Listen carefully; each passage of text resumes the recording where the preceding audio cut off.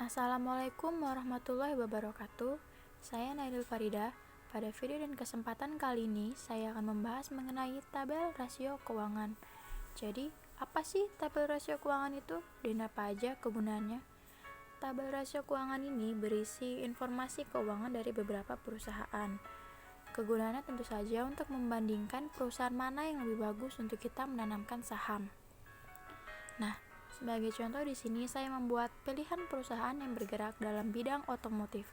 Isinya ada harga saham, nilai kapitalisasi, EPS, PER, PBV, ROE, DER, dan juga dividend yield. Adapun perusahaannya di sini yaitu Selamat Sempurna Tbk, Astra International Tbk, Garuda Metalindo Tbk.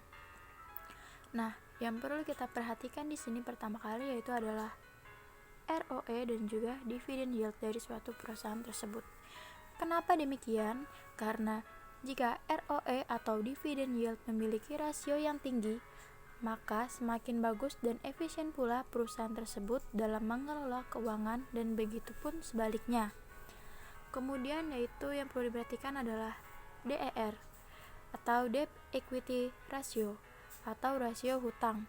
Semakin sedikit, maka perusahaan tersebut semakin bagus dan banyak memberi manfaat bagi perusahaan.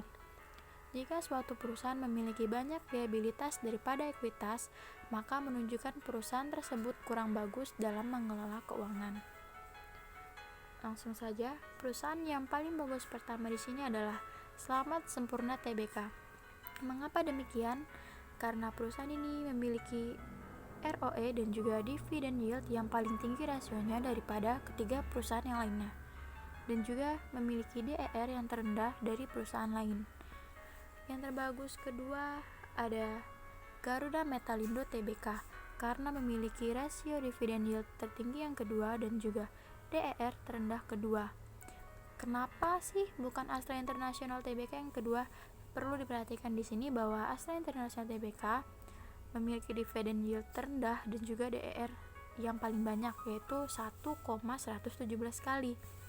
Jadi walaupun ROE-nya ini lebih tinggi daripada Garuda Metalindo, tapi aspek lainnya juga perlu kita perhatikan. Selanjutnya adalah cara hitung DER dan ROE. Yang pertama adalah cara menghitung DER. Rumusnya adalah short term ditambah long term liability dibagi total equity. Ini kita bisa melihat di laporan keuangan. Yang pertama yaitu kita cari liabilitas jangka pendek ditambah dengan liabilitas jangka panjang. Selanjutnya yaitu adalah mencari total equity. Total equity ini kita cari juga di laporan keuangan. Nih, kita tambahkan total equity di tahun 2019 dan juga tahun 2018. Kita tambah, kemudian kita bagi 2. Setelah itu kita hitung semuanya dan hasilnya adalah 0,27 kali.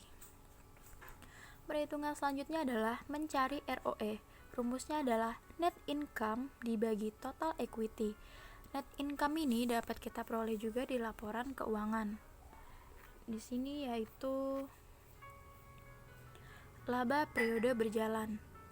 Ini dia. Oh ya, laporan keuangan dari PT Selamat Sempurna ini ditulis dalam jumlah jutaan rupiah.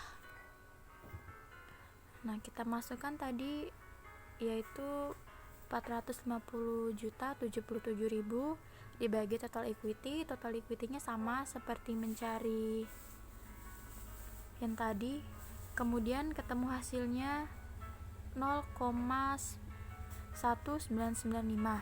Nah, ini perlu kita kalikan dulu 100% dan akhirnya